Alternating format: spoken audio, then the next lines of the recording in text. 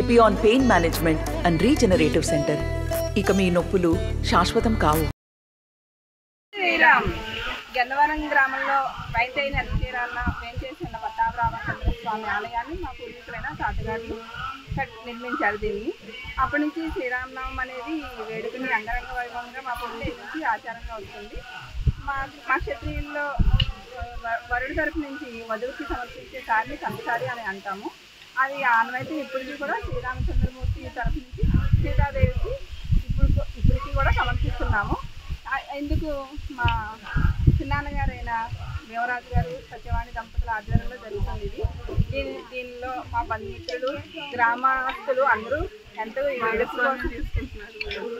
వేడుకగా తీసుకుంటున్నాము. సారీ అంటే చాలా పెట్టాము, అన్నీ చాలా ఘనంగా పెట్టాము.